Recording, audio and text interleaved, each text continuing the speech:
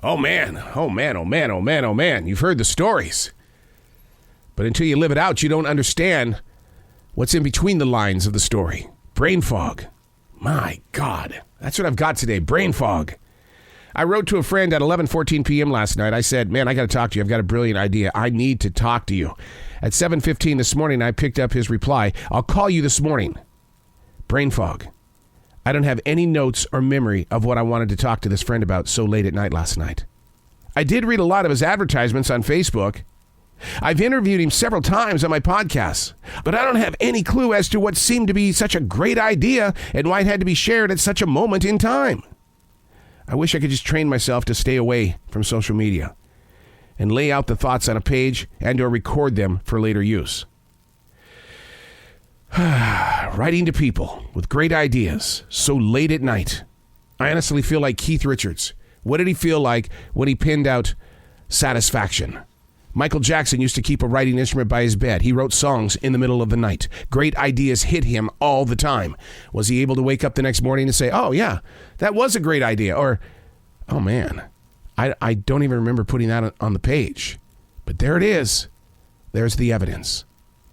I wish I could have talked to that friend last night at 11:14 because whatever this brilliant idea was might have been. Because I didn't write it down, I think it's lost forever. Hey, it's Arrow. This is the Daily Mess, a chronological walk through an everyday world. I am a daily writer, and it is stuff like this, that daily writer, and whatever the brilliant idea was, and I didn't write it down? How can I call myself a daily writer? Well, I can guarantee you that if you go through my defrag journal right now, you'll see that I put 7 pages of ideas in action. But for some reason at 11:14 p.m. on day number 4 of COVID-19, I chose not to pick up the writing instrument or a recording device. And that's why this is called the Daily Mess. We all have daily messes. We can all learn from each other. I don't know how to put into words the experiences that come after receiving a positive. Not the kind of positive that most like to set their sights on. There are so many negatives in so many positives. Test results you didn't want to be positive end up being. It's almost like you want to call Webster's Dictionary and say, dude, come on, change the definition of what a positive is. Is it positive or is it not? I know what the test says, but it's not a positive.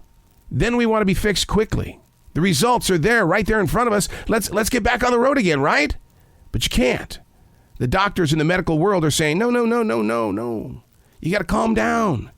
Remain in peace. Slow. But I'm a positive person. Yeah, we know. But you've got positive tests and not what we need in this everyday world. Give it more time. Time? Who has time to be positive? I mean, I live a positive life, but this positive is getting in the way of my life.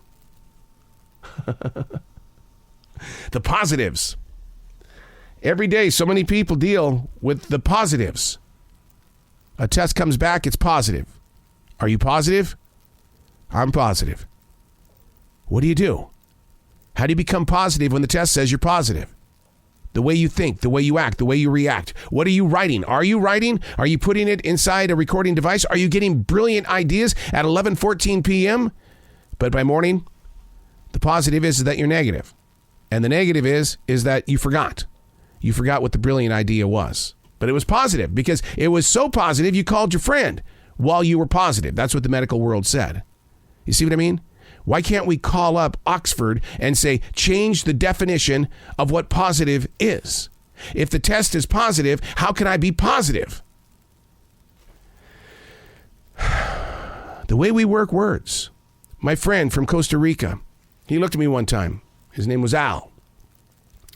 Al says, I don't like the English language. I said, Al, what's wrong with it? It's beautiful. It's got a definition for everything. Yeah, it does. But the words that I want to use don't mean what I want to say. And I said, give me a good example. He says, you DJ weddings. Right. Do you not call it a wedding celebration? No. What do you call it? Fiesta. Wait, a fiesta? Hold on. Well, what do you call a birthday party? What do you call an anniversary party? What do you call like a Christmas party? Fiesta. When you say fiesta, We know what you mean. You have too many words. I'm positive about that. I'm Arrow, and that's the Daily Mess.